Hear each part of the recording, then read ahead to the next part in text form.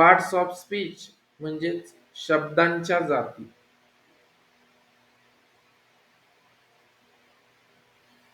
आता ह्या किती आहेत? तर पहा एकूण मराठीमध्ये जशा आपल्याला मराठीमधलं पण पाहायचंय बरं का. पण पहिल्यांदा आता पहा हे एकमेकांमध्ये हे को रिलेटेड आहे. पहा मराठीतलं तुम्हाला समजलं तर इंग्रजीमधलं पण व्यवस्थित समजेल किंवा इंग्रजीतलं समजलं तर मराठीतलं पण समजेल. तर या शब्दांच्या जाती आहेत एकूण 8. म्हणजे 8 प्रकारचे शब्द या ठिकाणी आपण वाक्यांमध्ये वापरत असतो. तर पहिला आहे नाउन, त्यालाच आपण म्हणतो नाम. दुसरा आहे प्रोनाउन, त्याला आपण म्हणतो सर्वनाम.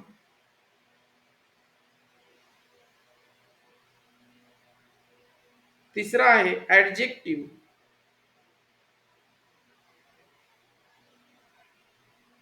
त्याला आपण म्हणतो विशेषण.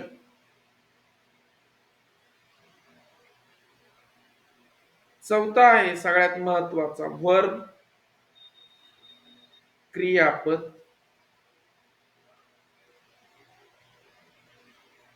झालं. हा, व्हिडिओ चालू ठेवा सगळ्यांनी.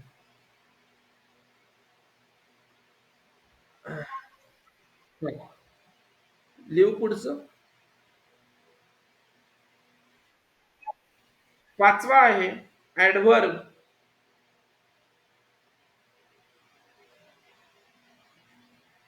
म्हणजेच क्रियाविशेषण. नीट लक्षात घ्या, विशेषण आणि क्रियाविशेषण ह्यात फरक काय? तर पहा क्रियाविशेषण हे क्रियेबद्दल अधिकची माहिती सांगत असतं आणि जे विशेषण आहे ते विशेषण नामाबद्दल अधिकची माहिती सांगत असतं. हा फरक आहे ऍडव्हर्ब. त्यानंतर प्रेपोजिशन.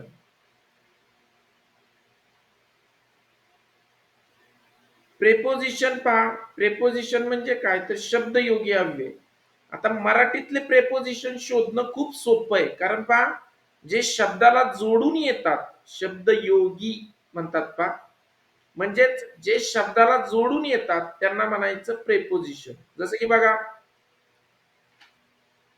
आम्ही झाडावर बसलो, तर झाड आणि वर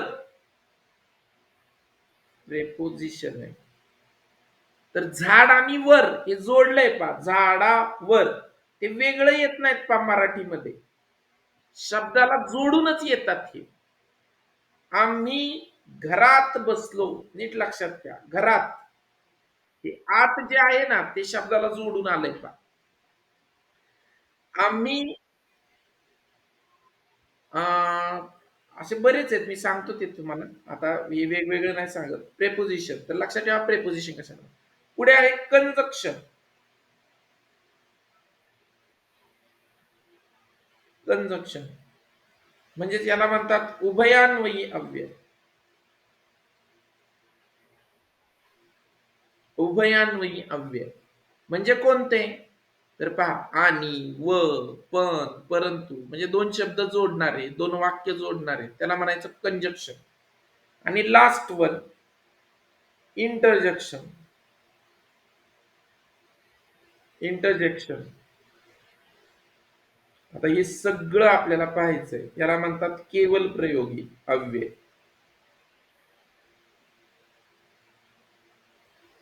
तुम्ही लिहा, मला जागा नाही. केवल प्रयोगी अव्यय.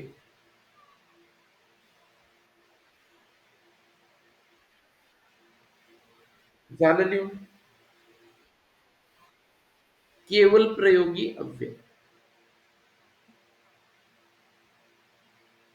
Out of these 8 parts of speech, today we will see only the noun and function of noun, then after the kinds or types of noun. There are 5 types of nouns. In detail, we will see in this chapter or in this session. We will see 5 types of nouns.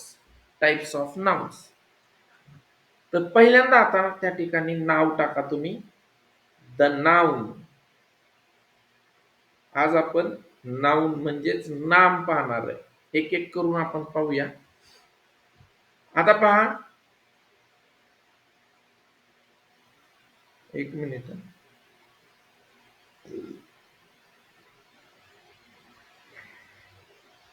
हा, तर आता पहा, noun कशाला म्हणायचं सांगा बरं मराठीत. नाम कशाला म्हणायचं?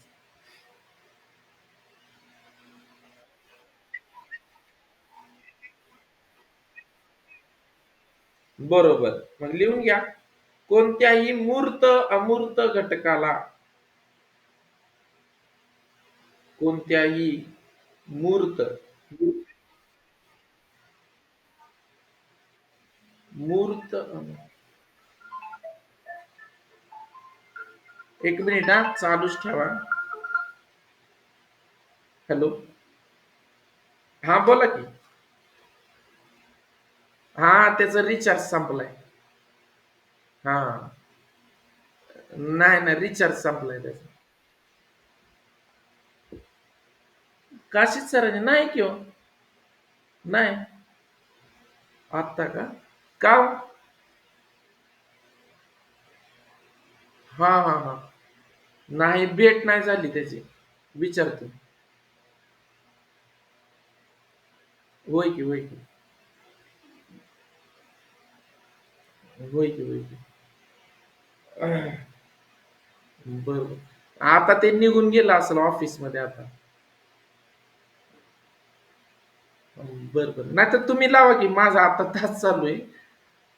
मला 5:30 ला सुटल ते, मग पुन्हा तेच ऑफिस मधून निघून जाईल. तुम्ही लावून बघता का?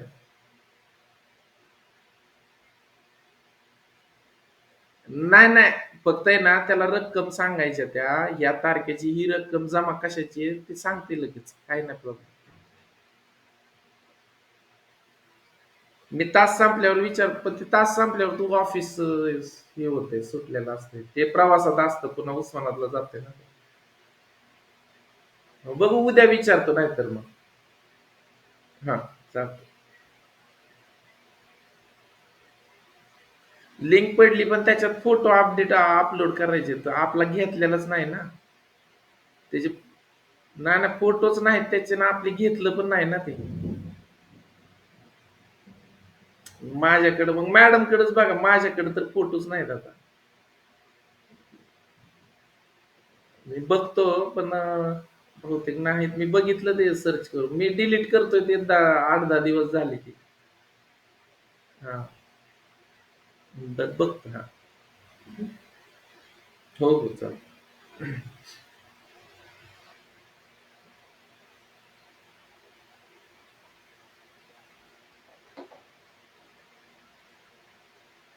ठीक आहे, तर बघा, कोणत्याही मूर्त किंवा अमूर्त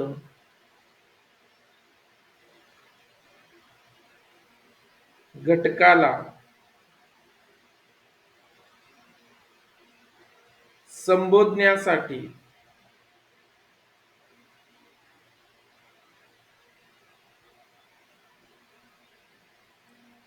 वापरलेल्या शब्दाला नाम म्हणतात.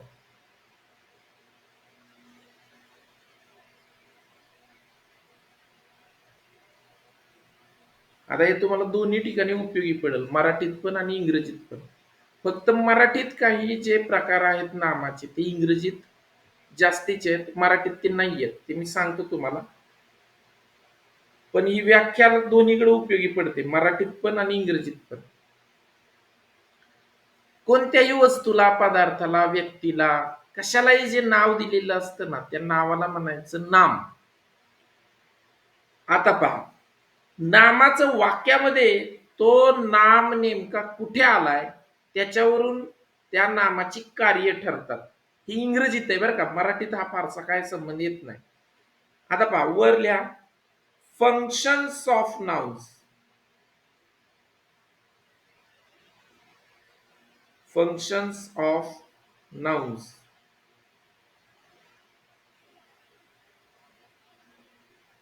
नामाची कार्य.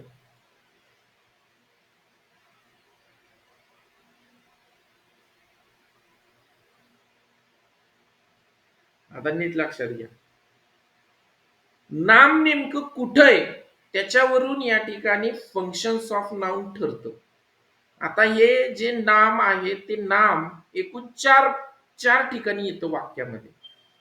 पहा, पहिलं असतं, पहिला टाका subject of the word. Subject of the word म्हणजे काय, तर पहा, जी क्रिया दिलेली असते ती क्रिया डिरेक्टली या नामावर येऊन पडते.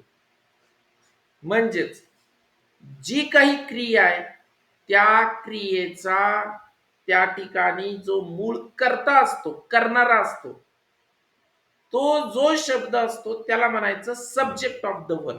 मी उदाहरण देतो तुम्हाला, इथं लिहून ठेवा. क्रियापदाचा कर्ता, सब्जेक्ट ऑफ द वर्ड म्हणजे क्रियापदाचा कर्ता. उदाहरण देतो पहा, कविता सॅंग अ सॉन्ग. आता तुम्ही खालीच लिहायच्या. या वाक्यात जर तुम्ही पाहिलं तर कविता गाणे गाते. कोण गाते? हा, करेक्ट. म्हणजे या वाक्यामध्ये जर तुम्ही पाहिलं तर जी क्रिया आहे ती क्रिया डिरेक्टली या सब्जेक्टवर येऊन पडते, म्हणजेच वाक्याच्या कर्त्यावर येऊन पडते. आणि या वाक्याचा कर्ता आहे कविता. या वाक्यामध्ये एकच नाउन आहे, ते आहे कविता. आणि कविता या ठिकाणी गाणे गाणार कोण आहे, तर कविता आहे, हे आपल्याला लगेच लक्षात येतं. म्हणजेच जी काही क्रिया आहे ती क्रिया करणारा कविता नावाचं नाउन आहे, म्हणून याला म्हणायचं सब्जेक्ट ऑफ द वर्ड. खाली लिहून घ्या, कविता सॅंग अ सॉन्ग.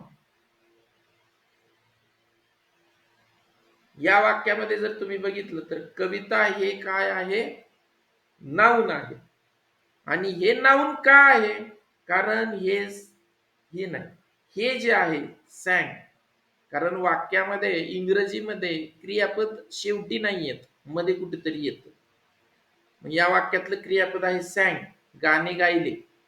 कोणी गायले? Who sang a song? Kavita sang a song. So in this sentence Kavita is the subject of the word. म्हणून इथं या ठिकाणी म्हणायचं सब्जेक्ट ऑफ द वर्ड. पुढं दुसरा प्रकार, आता complement of the word. Complement of the word.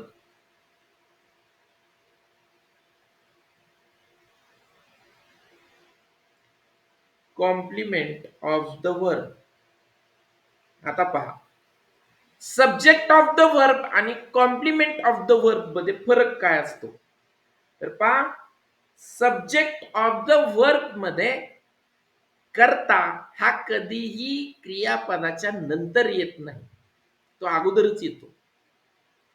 Complement of the verb मध्ये काय असतं पहा, तर या कॉम्प्लिमेंट ऑफ द वर्ब मध्ये तो जो कर्ता आहे तो क्रियेबद्दल अधिकची माहिती पुढे सांगत असतो. उदाहरण द्यायचं तर पहा, याला म्हणायचं क्रियापदाची पूरक.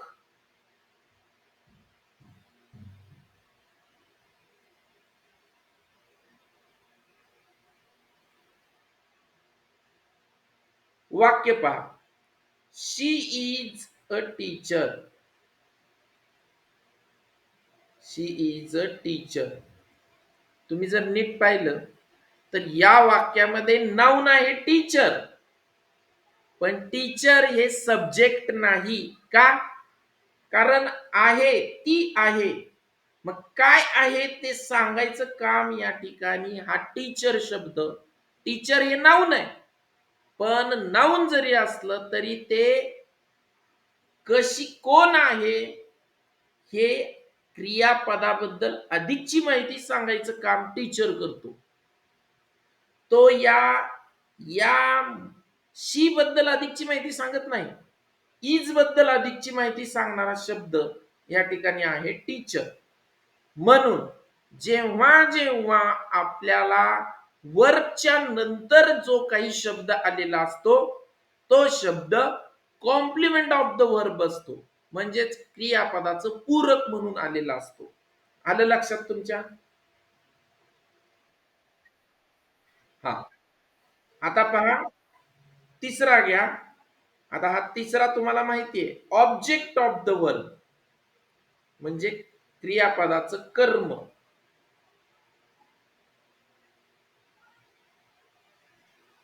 आता पहा, क्रिया कोणावर घडते, नीट लक्षात घ्या. क्रिया कोण करतो? तर पहा, ऐका, मी तुम्हाला जरा समजून सांगतो. हे बघा,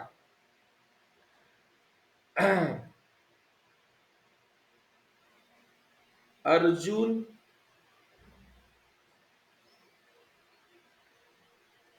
पोहायला जातो. नीट आहे का? आता मूळ क्रिया आहे जा.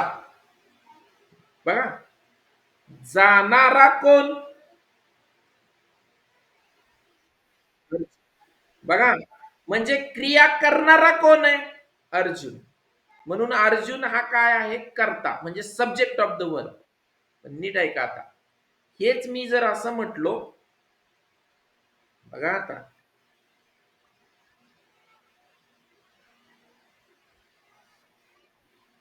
रोहनने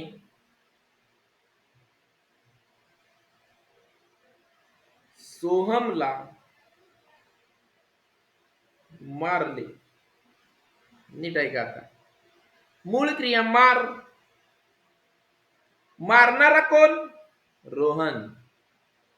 पण नीट आहे का? करणारा रोहन आहे. So the Rohan is a subject of the verb. पण नीट आहे का? आता मारण्याची क्रिया कोणावर जाऊन पडली? सोहमवर. मग या ठिकाणी सोहम हा ऑब्जेक्ट ऑफ द वर्ब आहे. लक्षात येत आहे का तुमच्या? बघा, ज्याच्यावर जो क्रिया करतो तो असतो सब्जेक्ट ऑफ द वर्ब, पण ज्याच्यावर क्रिया जाऊन पडते किंवा ज्याच्यावर क्रिया घडते तो असतो ऑब्जेक्ट ऑफ द वर्ब.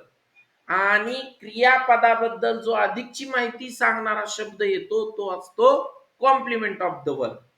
मग बघा, आय हे वाटलं तर लिहा क्रियापदाचे कर्म. क्रियापदाचे कर्म. आता पहा मी काय म्हणतोय ते.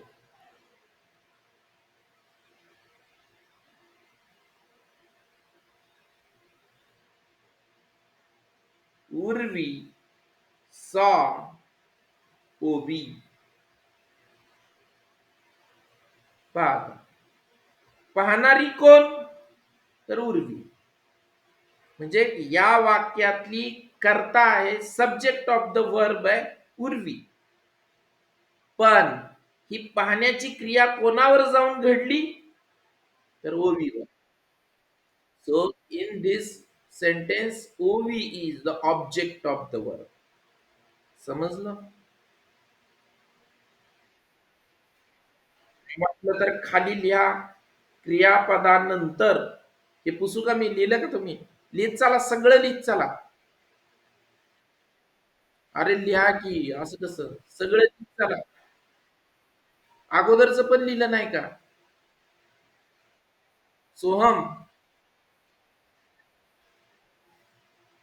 सोहम अगोदर नाही. हा, आता हा हे झालं का? लिहून.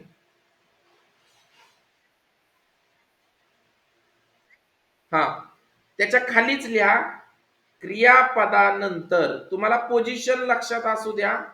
क्रियापदानंतर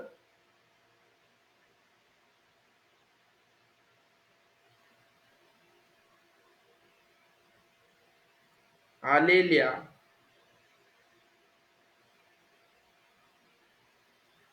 नामावर कर्त्याची क्रिया घडत असेल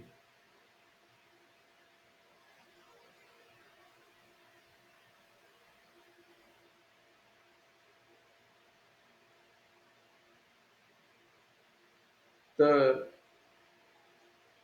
अशा नामाला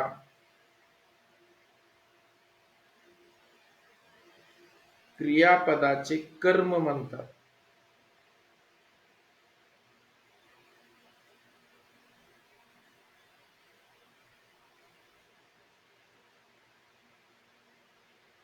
आणि आता शेवटचा ऑब्जेक्ट ऑफ प्रेपोजिशन. आता पहा, ऑब्जेक्ट ऑफ प्रेपोजिशन म्हणजे काय? तर शब्दयोगी अव्ययानंतर जो नाम येतो त्याला म्हणायचं ऑब्जेक्ट ऑफ द प्रेपोजिशन. नीट लक्षात घ्या, कॉम्प्लिमेंट ऑफ द वर्ब वेगळा, ऑब्जेक्ट ऑफ वर्ब वेगळा, पण ऑब्जेक्ट ऑफ प्रेपोजिशन म्हणजे काय? तर तो शब्दयोगी अव्ययानंतर आलेला असतो. जसं की बघा, टू, फ्रॉम, त्यानंतर नाही, स्क्रीन स्टॉप नाही झाली, मी समजून सांगतोय. हा, पुढचं लिहा, चौथं, object of preposition. Object of preposition. Object of preposition याला म्हणायचं शब्दयोगी अव्ययाचे कर्म.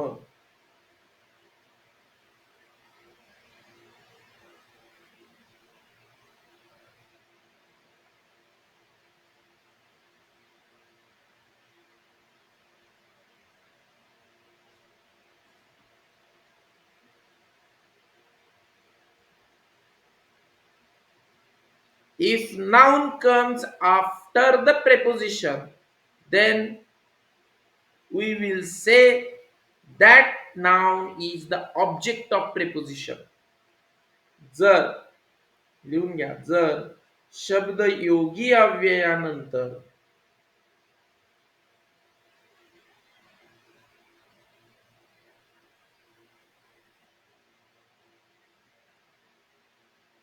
नाम आले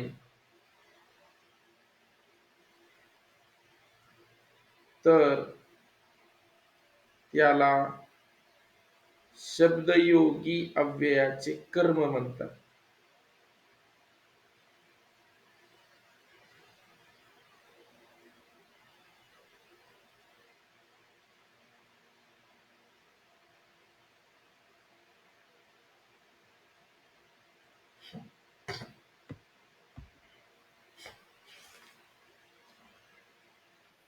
झालं? समजतंय ना रे? पण तुम्हाला समजतंय का? पण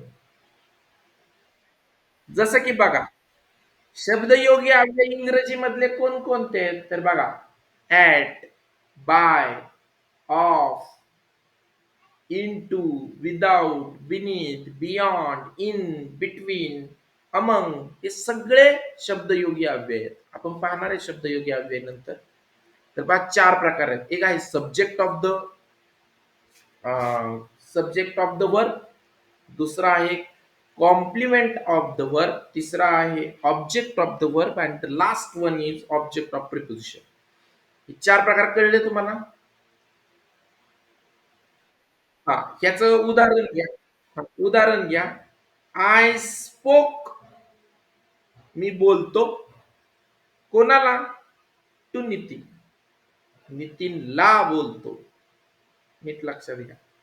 असं शब्दयोगी अव्ययाच्या नंतर जर नाऊन आलं तर हे नाऊन, ह्या नितीन जो शब्द आहे तो वर्ब बद्दल अधिकची माहिती नाही सांगत, ह्या टू बद्दल. कोणाला? तर नितीनला. म्हणून याला म्हणायचं ऑब्जेक्ट ऑफ प्रिपोजिशन. ईश्वरी समजतं? ईश्वरी, ईश्वरी तर आहे की. मग व्हिडिओ का म्हणले बनवायचंय?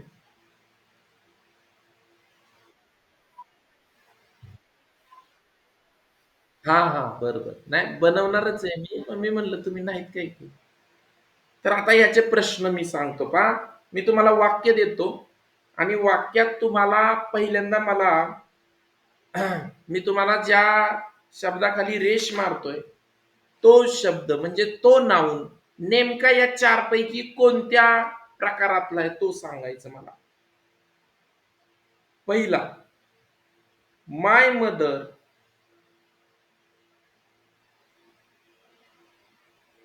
Spent thousands of rupees.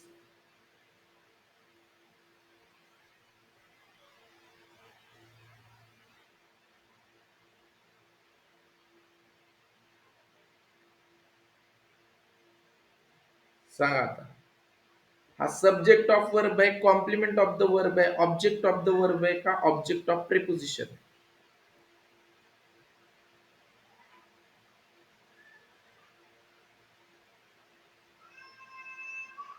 तुम्ही बाकीचं बघूच नका. या वाक्यातलं वर्ब कोणतं आहे सांगा.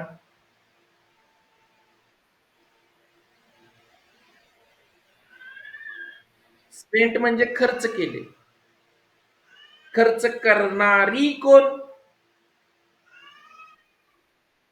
मदर. नाही, माय मदर. मग सांगा हे कोण आहे? चार प्रकारातलं कोण आहे?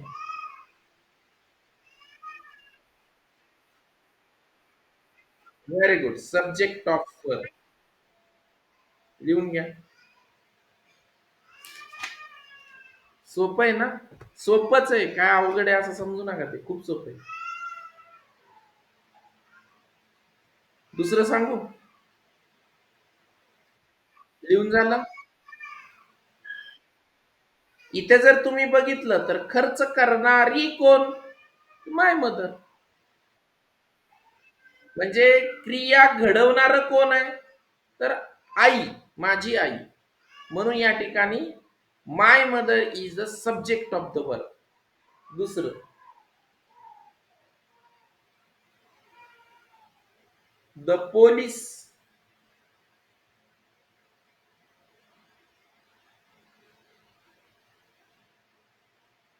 Cot hold of the thief.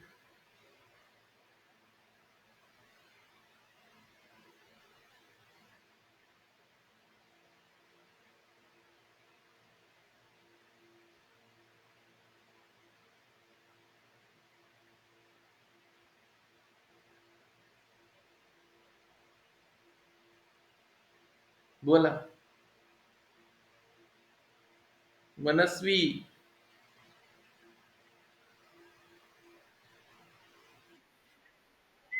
नाही, एक मिनिट. कॉम्प्लिमेंट नाहीये, का नाही सांगतो. कॉम्प्लिमेंट ऑफ द वर्ब का नाहीये? हे शाबास. ऑब्जेक्ट ऑफ वर्ब नाही. वर्ब नाही. हे ऑफ नंतर आलंय आणि ऑफ हे प्रेपोजिशन आहे. नीट लक्षात घ्या. मला वाटतं बहुतेक तुम्हाला प्रेपोजिशन अगोदर सांगावे लागतील कोणकोणते. बघा, of, among, between, at, in between, हे सगळे जे आहेत हे सगळे प्रेपोजिशन आहेत. आणि इथं जर बघितलं तर प्रेपोजिशनच्या नंतर हे नाऊन आलंय, त्यामुळे हे आहे object of preposition. Object of preposition.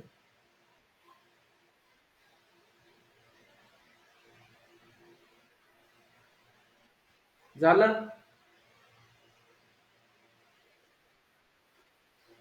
Okay, पुढचं घ्या. 3 नंबरचं. Dadasaheb is a poor man.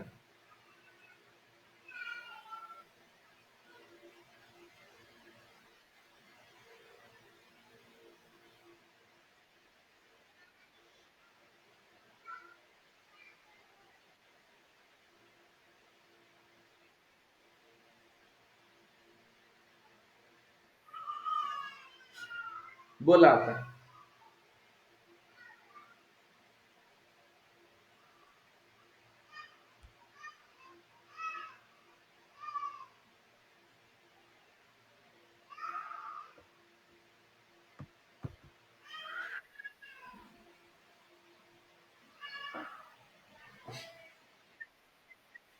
शाबास.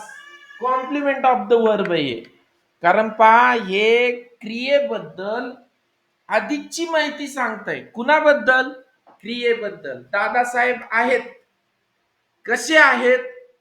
तर पुअर मॅन, गरीब आहेत. नीट लक्षात घ्या. सो पुअर मॅन हा जो शब्द आहे, एक तर पुअर मॅन हे नाऊन आहे आणि ते कोणावर नंतर आलंय? तर आलंय ते वर्ब नंतर. म्हणून हे आहे कॉम्प्लिमेंट ऑफ द वर्ब.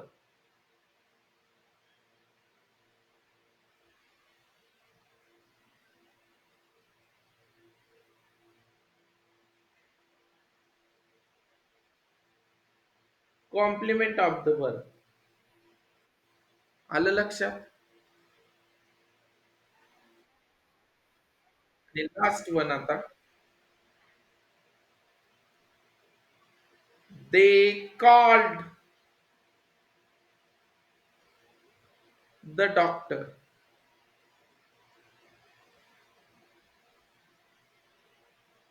सांगा.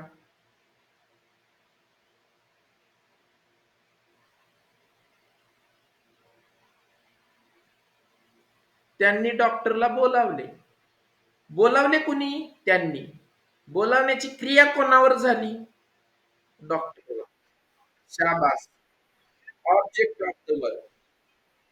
बरोबर. प्रेपोजिशन नाही. प्रेपोजिशन कुठं आलंय? इथं प्रेपोजिशन नाही. हे बघा, in, on, between, among, of अशा शब्दांच्या नंतर जर ते आलं तर ते ऑब्जेक्ट ऑफ प्रेपोजिशन असतं. हे इथं मध्ये बघा की क्रियापदाच्या नंतर काहीही नाही, आणि क्रिया जी आहे ती क्रिया या डॉक्टरने येऊन पडतीये. घडतीये कोणावर? डॉक्टरवर. बोलावण्याची क्रिया कोणावर झाली? डॉक्टरवर झाली. म्हणून हे आहे ऑब्जेक्ट ऑफ द वर्ब.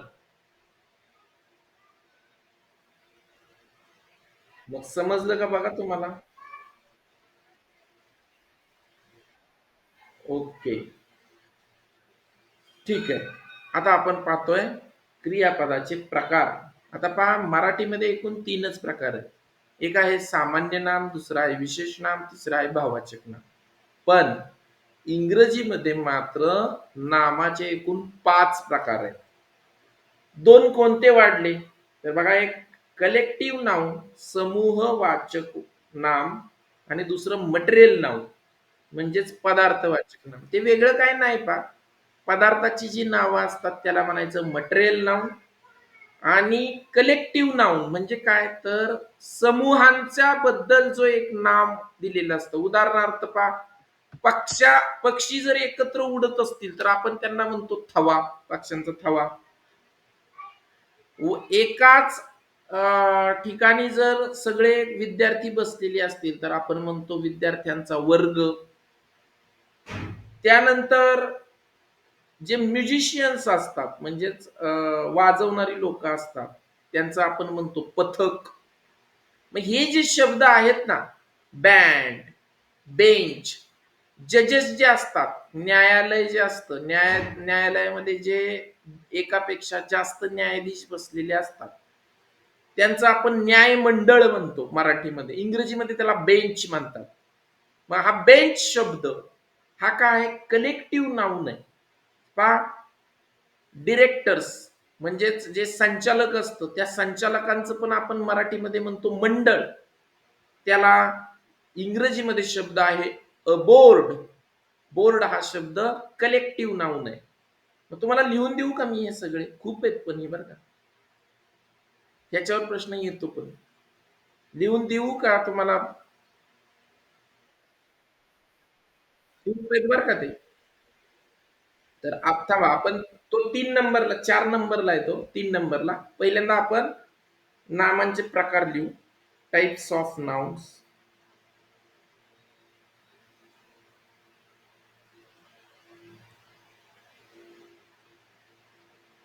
नामांचे प्रकार.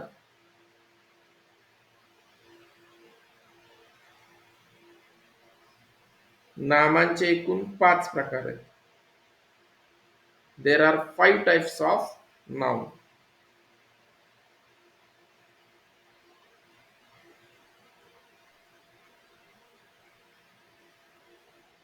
झालं. आता आपण पहिला पाहू, प्रॉपर नाउन.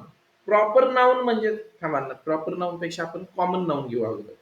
सामान्य नाम म्हणजे एकूण त्या काय म्हणतात त्याला, एका वर्गाला विशिष्ट जे नाव दिलेलं असतं त्याला म्हणायचं कॉमन नाउन. समान गुणधर्म दाखवणारे एखादं जे सदस्य असतं किंवा एकच नाव दिलेलं असतं. उदाहरणार्थ आपण वाचन करतो ते पुस्तक. त्या पुस्तकाचं जर विशिष्ट नाव असेल तर ते झालं प्रॉपर नाउन. पण नुसतं पुस्तक म्हटलं तुम्ही तर ते आलं कॉमन नाउन. त्याच पद्धतीने आपण जर म्हटलं नुसतं मुलगी, कोणती मुलगी, मुलगी म्हटलं की ते सगळ्या मुली त्यात आल्या, त्याला म्हणायचं कॉमन नाव. पण आपण जर विशिष्ट एका मुलीचं नाव घेतलं मनस्वी, तर मनस्वी नावाचीच मुलगी म्हटल्यावर ते आलं प्रॉपर नाव. त्याच पद्धतीने बर्ड म्हटलो आपण, पक्षी, तर पक्षी म्हटलं की जे काही पंखाने उडतात ते सगळे पक्षी त्यात आले. पण आपण जर त्यात पर्टिक्युलर पिकॉक म्हटलो तर मग मात्र ते एक प्रॉपर नाउन झालं. मग बघा, पहिला आहे, पहिला प्रकार कॉमन नाउन.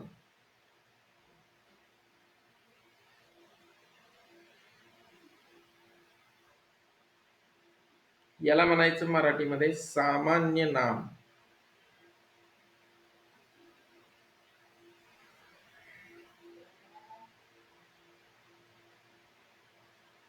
समान गुणधर्म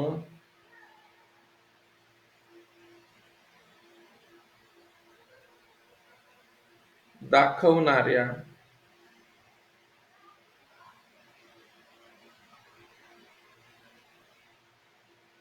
घटकातील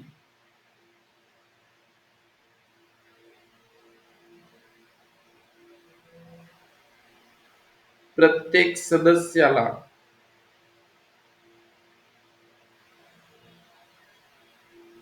जे एकच नाव दिलेले असते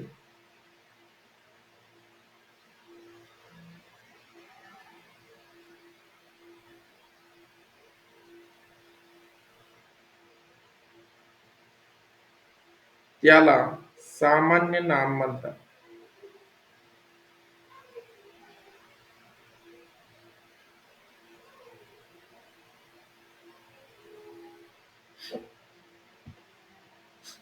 बघा, समान गुणधर्म दाखवणाऱ्या घटकातील, उदाहरणार्थ माणूस, माणूस म्हटलं की स्त्री पुरुष सगळेच त्यात आले. पक्षी, त्यानंतर कुत्रा, पुस्तक, चांदण्या, असं सगळे ते समान गुणधर्म दाखवणारे जे काय आहेत, पण त्याला आपण विशिष्ट नावं दिली की ते झालं प्रॉपर नाव. ह्याची उदाहरणं घ्या. Example for book, common noun आहे. मॅन, माणूस. डॉग, सिटी, कोणती सिटी माहित नाही, शहर म्हटलं की त्यात सगळे आले. गर्ल, बॉय, बेबी,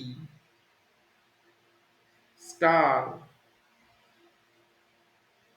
ट्री, कोणतं झाड माहित नाही आपल्याला, सगळी झाडं त्यात आली. बर्ड, सगळे पक्षी त्यात आले.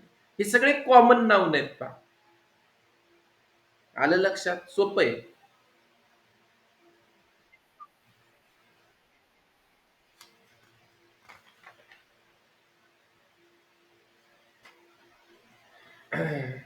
बर, पुढे आता आपण पाहतोय प्रॉपर नाउन, दुसरा प्रकार. प्रॉपर नाउन म्हणजे विशिष्ट एका व्यक्तीला वस्तूला दिलेलं नाव, प्रॉपर नाउन. त्याला म्हणायचं विशेष नाव.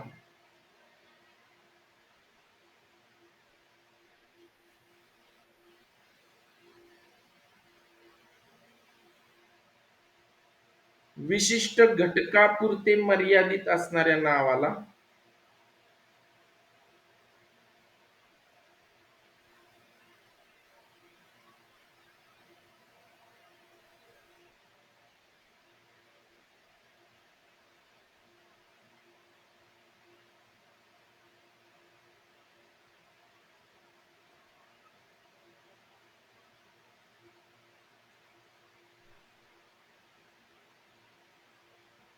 विशेष नाम म्हणतात.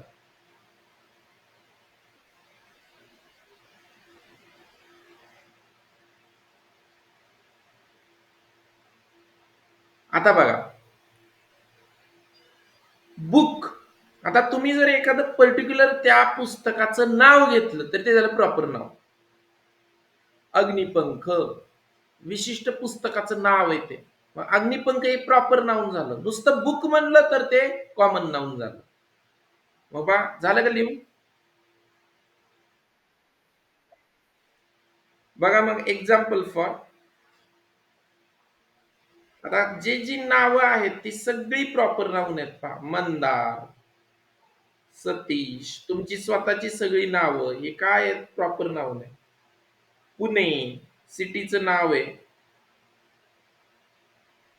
त्यानंतर प्रत्येक पक्षाचं नाव, हे सगळं त्या ठिकाणी प्रॉपर नाऊन येणार. लक्षात येत आहे तुमच्या विशेष नाव?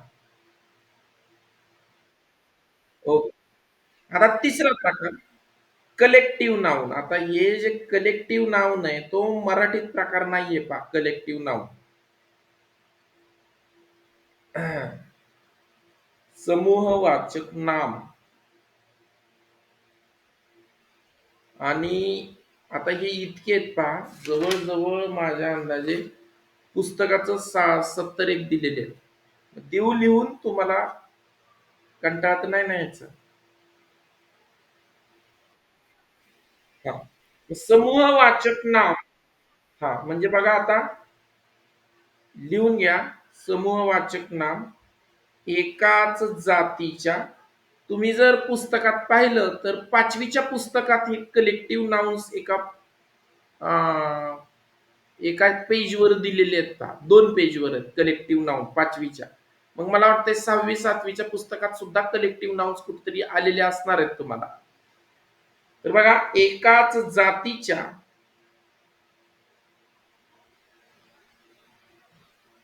किंवा समान असणाऱ्या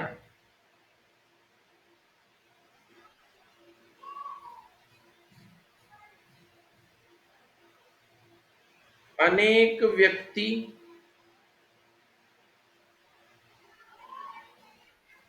किंवा वस्तू यांच्या समुदायाचा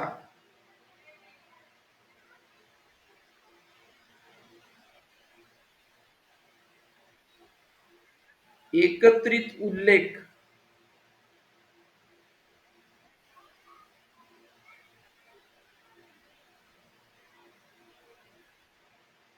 ज्या शब्दाने केला जातो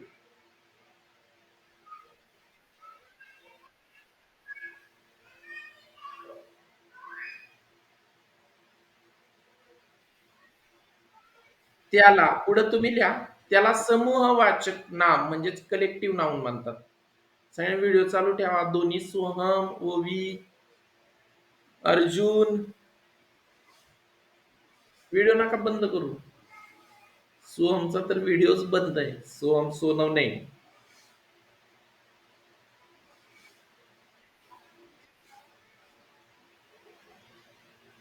झालं. पुढे तुम्ही लिहा, त्याला समूहवाचक नाम म्हणतात. आता नीट लक्षात घ्या. खरं तर हा मराठीमध्ये पण प्रकार आहे बरं का, पण असं स्पेशल त्याचं नाव लिहिलेलं नाही की हे याला समूहवाचक नाव म्हणायचं म्हणून, नाम म्हणायचं म्हणून. नामाच्या प्रकारात हे नाहीये. मग आता पहा, इंग्रजीमध्ये मात्र तुम्हाला याच्यावर प्रश्न येतो. मी तुम्हाला सांगतो बघा, 5वीच्या पुस्तकात कलेक्टिव्ह नाउन्सचा 2 पेजेस भरून दिलेले आहेत. कलेक्टिव्ह नाउन्स 5वीच्या पुस्तकात आहे इंग्रजीच्या. मग याचा अर्थ ज्या अर्थी 5वीच्या पुस्तकात आहे तर ते 6वी 7वीच्या पुस्तकात सुद्धा 100% असणार आहे. इंग्रजीच्या कुठेतरी आलं असणार ते. तर मी आता तुम्हाला कलेक्टिव्ह नाउन्स लिहून देतो एक एक. आता दोन दोन त्याचे हे करा, 3 भाग करा वहीचे. एकात कलेक्टिव्ह नाउन्स इंग्रजीमध्ये काय म्हणतात आणि कशाला म्हणतात आणि मराठीत काय म्हणतात ते लिहूया. बघा, इंग्रजीमध्ये आर्मी म्हणतात. आर्मी हे कलेक्टिव्ह नाउन्स आहे. कशाला म्हणायचं? Of soldiers. हे दुसऱ्या भागात लिहा असं, ऑफ सोल्जर्स म्हणजे सैनिकांचं जे एकत्र असतं, सगळे सैनिक एकत्र असतात त्याला म्हणायचं आर्मी. मग कलेक्टिव्ह नाउन्स कोणतं आहे? तर आर्मी हे कलेक्टिव्ह नाउन्स आहे. कशाचं? Of soldiers. मराठीमध्ये याला सैन्य म्हणतात. पुढंच लिहा तुम्ही, मला जागा नाही म्हणून मी खाली लिहितोय. तसंच आता पुढे बघा, हे जरा भरपूर आहे बरं का, पण तुम्हाला हे डोळ्याखालून तरी जाऊ द्या, लिहून ठेवा हे. पुढे आहे असेंब्ली. असेंब्ली कशाला म्हणायचं असेंब्ली? तुम्ही शब्द ऐकलाय कधी असेंब्ली? सांगा बरं. कधीच नाही. अरे निवडणुका चालू आहेत. हा, नाही ऐकला. निवडणुका चालू आहेत आता, तुम्ही कधीच ऐकला नाही हा असेंब्ली शब्द? कधीच नाही. बर, कशाला असेंब्ली हा कलेक्टिव्ह नाऊन आहे. कशाला म्हणायचं? ऑफ इलेक्टेड मेंबर्स, निवडून दिलेले सदस्य जे असतात त्यांची होते असेंब्ली. Elected members. मराठीत याला म्हणतात संसद. मराठीत याला संसद म्हणतात. जे निवडून दिलेले सदस्य असतात त्यांना, मग ते जे निवडून दिलेत त्यांना एकच शब्द वापरला जातो, असेंब्ली. ते जिथं बसतात त्याला म्हणायचं असेंब्ली. मराठीत त्याला म्हणतात संसद. बर, पुढे आता मगाशी सांगितलं तसं बँड. कशाला म्हणायचं बँड? तर पहा, बँड हे जे आहे ते दोन दोन शब्दांसाठी वापरतात. बँड दोन जणांचं असू शकतं. एक आहे म्युझिशियनचं. म्युझिशियनचं म्हणजेच जे वाजवणारे असतात त्यांचं पण बँड असतं. आता नीट आहे का? आणि जे रॉबर्स असतात, रॉबर्स म्हणजे चोर, चोरांचं पण या ठिकाणी बँड असतं. याला एकच शब्द आहे मराठीमध्ये, पथक.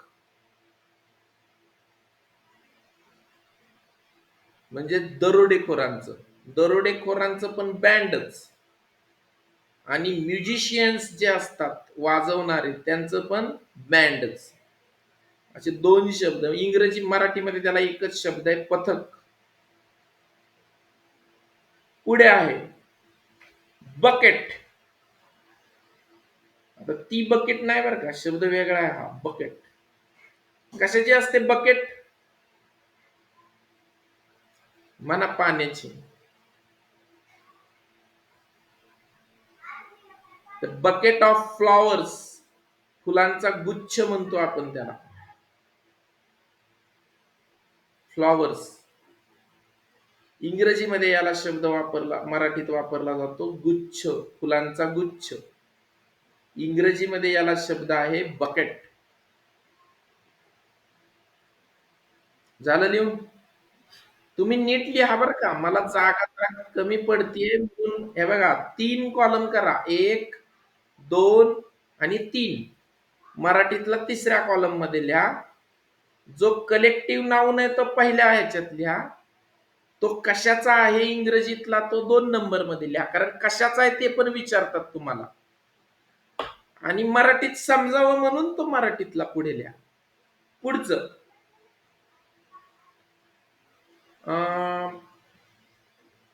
आता बंच. हा तरी 5वीच्या पुस्तकातला आहे पहा, हा बंच. हा बंच कशा कशाचा असतो? तर पहा, बनानाज, केळ्यांचा. ग्रेप्स, द्राक्षांचा. आणि कीज हा शब्द तर मी स्वतः शिकवलेला आहे, 5वीच्या पुस्तकातला हा शब्द आहे पहा, बंच. याला आपण म्हणतो जुडगा. जुडगा कशा कशाचा असतो? तर पहा, केळ्यांचा, द्राक्षांचा आणि चाव्यांचा, किल्ल्यांचा. ह्याला मराठीमध्ये शब्द आहे जुडगा, इंग्रजी शब्द आहे बंच.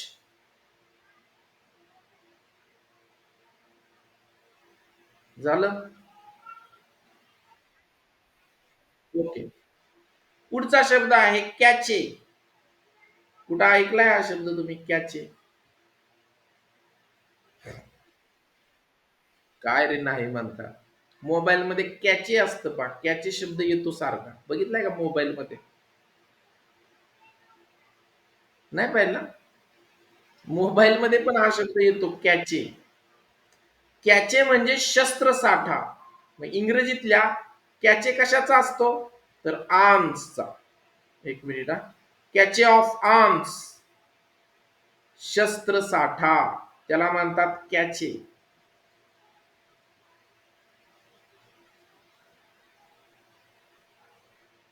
शस्त्र साठा हा शब्द मोबाईल मध्ये सारखा येतो का, तुम्ही जर क्लिअर करायला गेले काही कॅचे शब्द येतो का, कॅचे.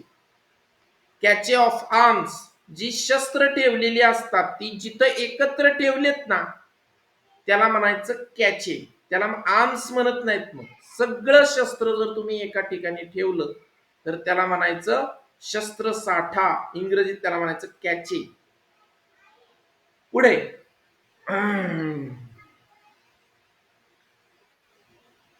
पुढचं आहे चेन. तर पहा चेन असते कशाची तर माउंटन्स, पर्वतांची.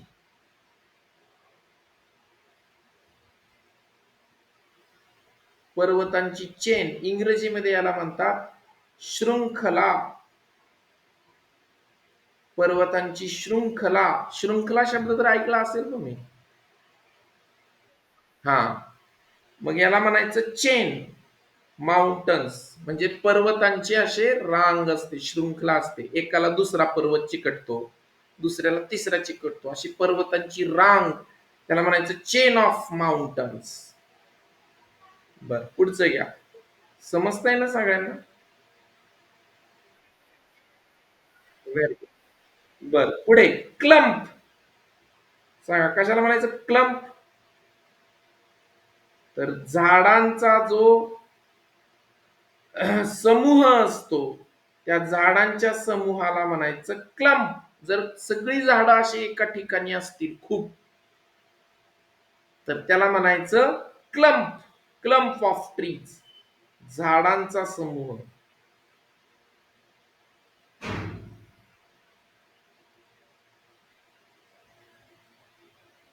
झालं. ओके. पुढे क्लस्टर. कशाला म्हणायचं क्लस्टर तर बघा क्लस्टर हे असतं फ्रुट्स. जर सगळी फळं एकत्र असतील म्हणजे विशिष्ट एकच नाही, टरबूज पण आहे, संत्री पण आहे, केळी पण आहे, सगळी फळं एकत्र आहे तर त्याला म्हणायचं क्लस्टर. Cluster of fruits. किंवा कधी कधी फ्लॉवर्स पण सगळे वेगवेगळे फ्लॉवर्स एकत्र असतील तर तरी सुद्धा आपण त्याला म्हणतो क्लस्टर.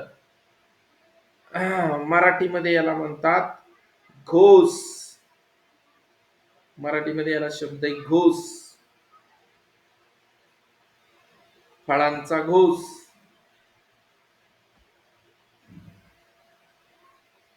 झालं.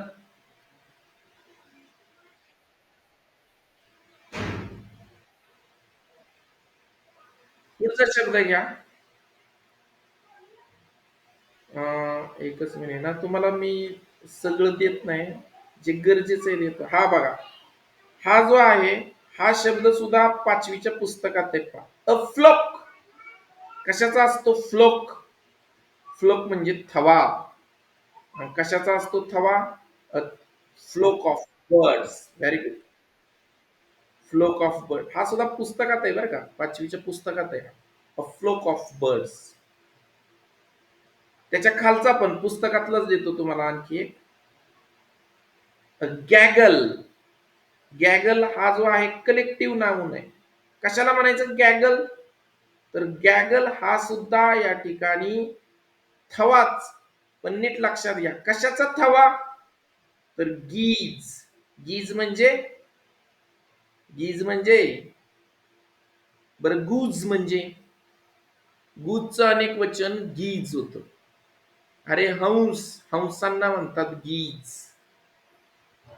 हंसांचा जो असतो तो इंग्रजीमध्ये तुम्ही फ्लोक नाही म्हणू शकत, लक्षात घ्या. हंस जर एकत्र उडत असतील तर आपण त्यांना म्हणणार गॅगल. गॅगल ऑफ गीज. पण पक्षी इतर जर उडत असतील एकत्र तर तुम्ही म्हणणार अ फ्लोक ऑफ बर्ड्स. मराठीमध्ये दोघांना थवाच म्हणतात, त्यामुळे मराठीतला काही विषय नाही. मराठीत दोन्ही सारखंच आहे, थवा थवा. बर, पुढे पुढचा शब्द गँग. कुणाची असते गँग? अरे हे यायला पाहिजे की, सांगा की आता. पोरांची. कोणाची असते? पोरांची गँग. बोला. हा, कशाची? हा, चोरांची म्हणताय व्हय? मला पोरांची ऐकू आलं. बरोबर, चोरांची किंवा दरोडेखोरांची गँग असते, लक्षात घ्या. मग गँग हा कलेक्टिव्ह नाव नाही, लक्षात घ्या. मी इथं येणार ऑफ डकेट्स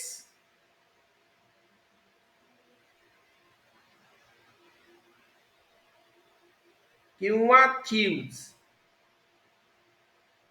म्हणजे चोरांची किंवा दरोडेखोरांची टोळी असते. त्याला इंग्रजीमध्ये शब्द आहे गँग. चोर आणि दरोडेखोर यात काय फरक आहे रे? डॅकेट्स आणि थीव्स यात फरक काय?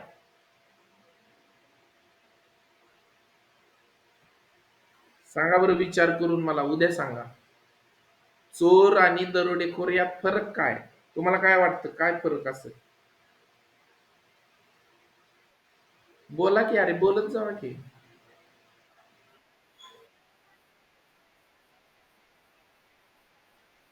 हम्म, बरोबर.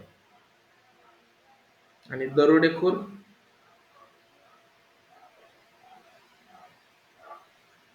दरोडेखोर कशाला म्हणायचं? जे समोर येऊन दरोडा टाकतात त्यांना. बरोबर आहे, तसंच आहे ते. मोठी चोरी केली की आपण म्हणतो दरोडा टाकला. आणि किरकोळ चोरी असते, नकळत आपल्या जे चोरी केली जाते त्याला म्हणायचं चोर. बरोबर आहे. तुम्ही जे सांगितलं तेच आहे त्याचा अर्थ. बर, पुढे पुढे आहे हिप. हा सुद्धा शब्द पुस्तकातलाच आहे, पाचवीच्या. हिप. सांगा हिप कशाला म्हणायचं? हिपला मी सांगतो मराठीत काय म्हणतात, मग तुम्ही सांगा बरं. ढिगारा.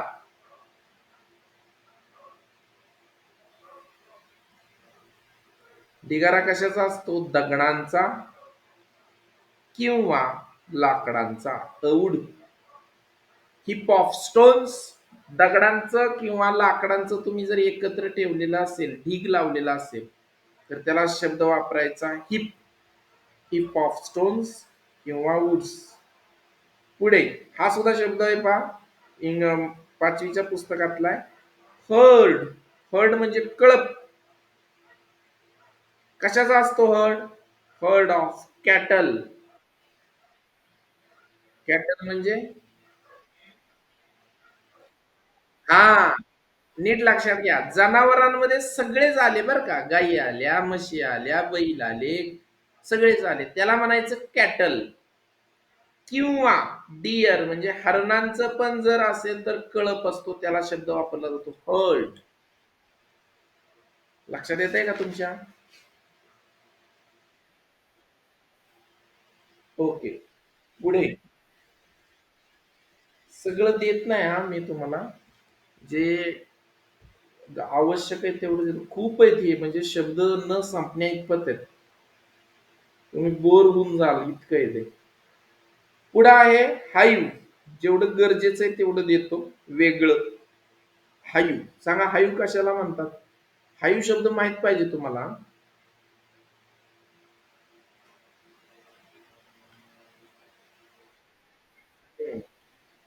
हाईव ऑफ बीज. मधमाशांचे पोळे.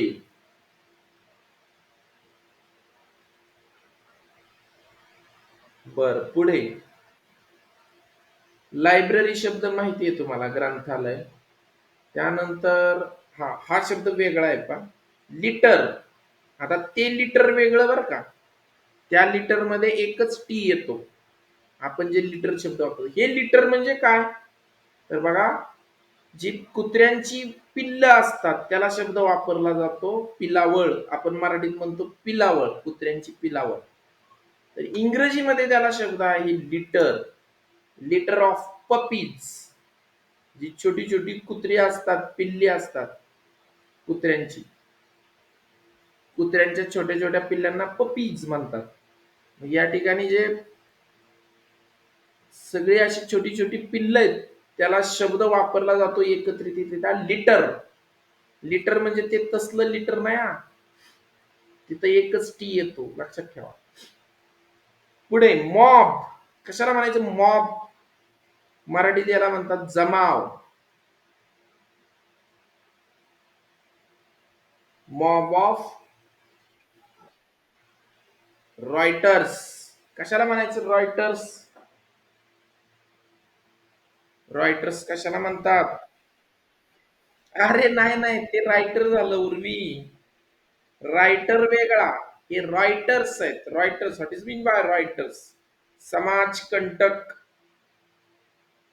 म्हणजे समाजाला त्रास देणारी जी लोक असतात त्यांना म्हणायचं रॉयटर्स. आणि त्यांचा मॉब असतो, त्याला काय म्हणायचं? मॉब. लक्षात येत आहे? आणि तुम्ही जे म्हणताय उर्वी रायटर, ते रायटर लेखक, त्याचं स्पेलिंग डब्ल्यू पासून सुरू होतं. लिहून झालं? समाजकंटकांचा मॉब असतो, लक्षात घ्या. मॉब म्हणजे समाजकंटक, जे समाजाला हानी पोहोचवणारी लोक असतात ते, त्याला म्हणायचं रॉयटर्स. बर. अजून ठीक आहे, अजून आहे बर का. अजून एक घ्या, टर्फ. टर्फ म्हणजे काय? तर हिरवळ. कशाची असते हिरवळ? शाबास, ग्रास.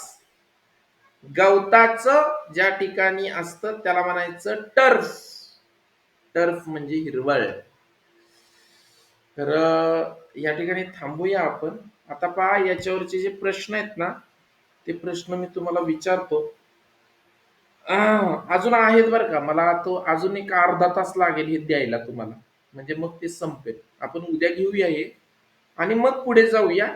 मग नंतर पुढचं सोपं आहे. पुढचं आहे दोनच प्रकार, एक आहे मटेरियल नाउन आणि ऍब्स्ट्रॅक्ट नाउन. आणि मग हा चॅप्टर संपला की या ठिकाणी मग आपण याच्यावरचे जे प्रश्न आहेत ते प्रश्न आपण घेऊया.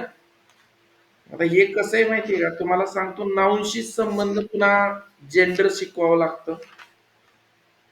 त्यानंतर नाऊनशी संबंधित वचन असतं, नंबर, सिंग्युलर प्लुरल शिकवावं लागतं. पुन्हा नाऊनशी संबंधित एक मिनिट, नाऊनशी संबंधित पुन्हा एकच मिनिट हा. नाऊन हा चॅप्टर खूप मोठा आहे. त्याच्यामध्येच तुम्हाला एकाच शब्दाचे अनेक अर्थ असलेले शब्द पण त्यातच घ्यावे लागतात.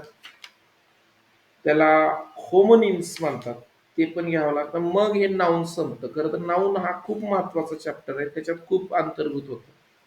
त्यामुळे आपल्याला खूप वेळ लागेल नाऊनच शिकवायला. ठीक आहे.